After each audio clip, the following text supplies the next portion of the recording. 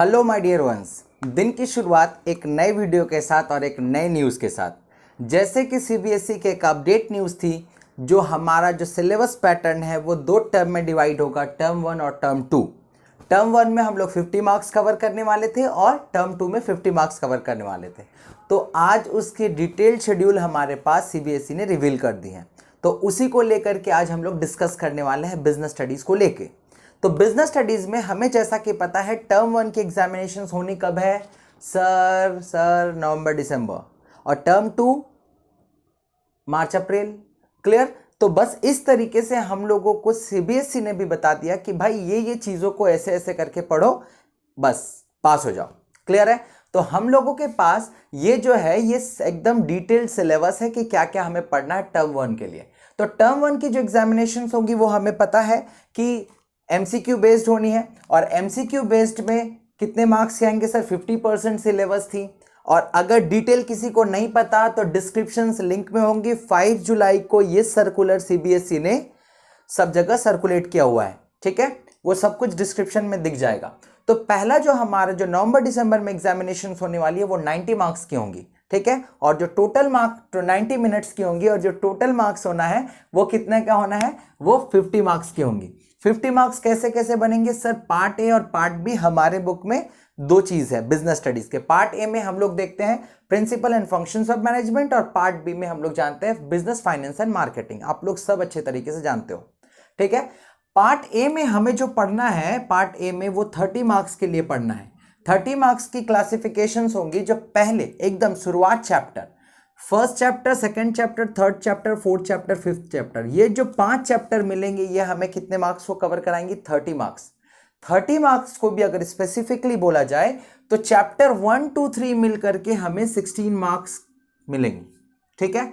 Chapter 1, 2, 3 और 4 और 5 मिल करके हमें 14 मार्क्स मिलने हैं। देख रहे हो ना कितना वेटेज है? 4 और 5 में 14, 2 और ये 3 मिल के 16। क्लियर? तो इस तरीके से हमें पार्ट ए से कितने मार्क्स मिलने हैं? 30 मार्क्स। अब हम लोग बात करते हैं पार्ट बी में। पार्ट बी में जो समझने की बात है उसमें मार्केटिंग मैनेजमेंट बड़ा इंपॉर्टेंट, बड़ा अच्छा, बड़ा इंटरेस्टिंग चैप्टर है, ठीक है? वो बिजनेस फाइनेंस, ये तो पार्ट बी का बुक का मतलब पार्ट का नाम है, बट उसमें जो हमें चैप्टर पढ़नी है वो मार्केटिंग मैनेजमेंट को पढ़ना है। तो ये जो पार्ट बी से हमें जो ये मार्केटिंग मैनेजमेंट का क्वेश्चन आना है वो 10 मार्क्स की हमें मिल जाएंगी देखने को। क्लियर है?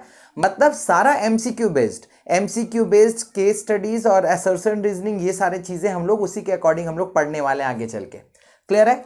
अब जो मेन टॉपिक पे बात करना है कि जो टॉपिक होंगी वो प्रोजेक्ट को लेके होंगी। तो प्रोजेक्ट को शॉर्ट में बता रहा हूं।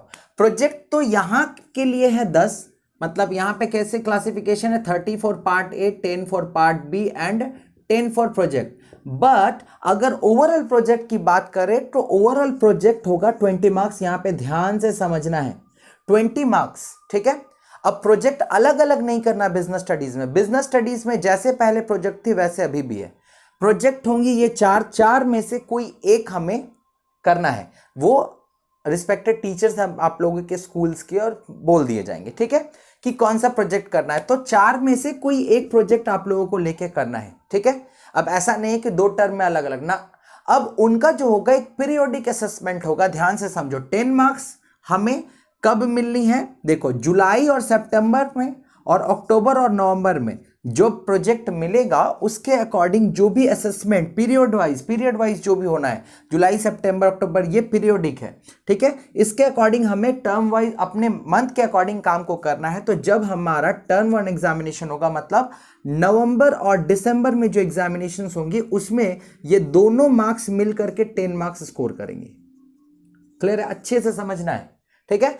लेकिन यहीं पे प्रोजेक्ट कंटिन्यू खत्म नहीं होना है, इसको और कंटिन्यू करना है इसी प्रोजेक्ट को लेके, ठीक है? और वो प्रोजेक्ट नेक्स्ट कंटिन्यू करेंगे दिसंबर जनवरी। सेम यहां पे 10 मार्क्स का असेसमेंट हो गया, स्कूल में दिखा दिया जाएगा। 10 मार्क्स का असेसमेंट हो गया, ठीक है? उसके बाद फिर उसी प्रोजेक्ट को कंटिन्यू करेंगे दिसंबर, जनवरी, फरवरी। और हमारा जो टर्म 2 का एग्जामिनेशन कब होना है? वो मार्च टू अप्रैल में होना है। और यहां पे फिर ये दोनों मार्क्स ऐड ऑन हो करके यहां पे कितना मार्क्स बन जाएगा? ये हो जाएगा 10 मार्क्स। तो प्रोजेक्ट रिलेटेड पूरा कॉन्सेप्ट क्लियर हो गया कि 10 मार्क्स प्रोजेक्ट तो सेम रहेंगे, लेकिन 10 मार्क्स हमें पीरियोडिक वर्क के हिसाब से मिलेंगी 10 मार्क्स नवंबर दिसंबर के अकॉर्डिंग, और जो 10 मार्क्स बाकी के बचे रहेंगे वो मार्च अप्रैल में 10 मार्क्स को क्लियर करके हमारा टोटल 10 और 10 मिलकर 20 मार्क्स कवर हो जाना है। तो इस तरीके से प्रोजेक्ट के कॉन्सेप्ट को अच्छे तरीके से क्लियर कर लो। प्रोजेक्ट रहेगा सेम बट मार्किंग इस तरीके से पीरियोडिक वर्क्स बटेंगे। अब बात कर लेते हैं टर्म 2 की। टर्म 2 में क्या सिलेबस है? टर्म 2 में भी वही 50 मार्क्स, अल्टीमेटली 50 मार्क्स करना है, बट यहाँ पे जो टाइमिंग होगी वो टाइमिंग 90 मिनट से ना होके यहाँ पे 120 मिनट्स मतलब 2 आवर्स की हो जानी है। क्लियर है? अब टर्म 2 के जो टाइप्स होंगे पैटर्न के वो होंगे सब्जेक्टिव टाइप, मतलब इसमें जिस तरीके से लॉन्ग क्वेश्चंस देखने को मिलते हैं 3 मार्क्स 4 मार्क्स 6 मार्क्स वो सारे क्वेश्चंस देखने को मिलेंगे। ठीक है? अब पार्ट ए जो है वो कंसिस्ट करेगी 20 मार्क्स, वहां पे था 30, यहां पे करना है 20 मार्क्स। 20 मार्क्स का जो एलेबोरेशन है वो चैप्टर 6 चैप्टर 7 चैप्टर 8 1 to 5 हम लोगों ने टर्म 1 में पढ़ा। टर्म 2 के लिए हमें 6 7 8 पार्ट ए से पढ़ना है। क्लियर है? फिर यहां पे पार्ट बी में चले आते हैं। पार्ट बी में हमें चैप्टर 9 8 के बाद 9 10 11 कहाँ है? 11 नहीं है। 11 हम लोगों ने पार्ट ए में मतलब टर्म 1 में हम लोगों ने कवर किया मार्केटिंग मैनेजमेंट, वो चैप्टर 11 थी। क्लियर है? तो इसलिए 10 के बाद हमें कब क्या पढ़ना है? चैप्टर 12। और इसका जो मार्किंग क्लासिफिकेशन होना है वो 9 और 10 मिलकर 15 मार्क्स का क्वेश्चन जनरेट होना है, और कंज्यूमर प्रोटेक्शंस जो हमारे सबसे लास्ट चैप्टर है वो 5 मार्क्स को लेके कैरी करेगी। क्लियर है? अब तो इस तरीके से यहाँ पे पार्ट बी हमारा कितना हो गया? पार्ट बी भी हमारा हो गया 20 मार्क्स, मतलब 20 20 40 प्लस प्रोजेक्ट वर्क याद करो वो वाला कंटिन्यू चलता आ रहा है पीरियोडिक असेसमेंट के अकॉर्डिंग, और पीरियड वाइज ये हमें मार्च अप्रैल में जो है वो 10 मार्क्स की है। बट इसमें एक चीज है, यहाँ पे ये डिपेंड करता है वाइवा, यहाँ पे एक वाइवा भी होगा। वाइवा जो होंगे एक्सटर्नल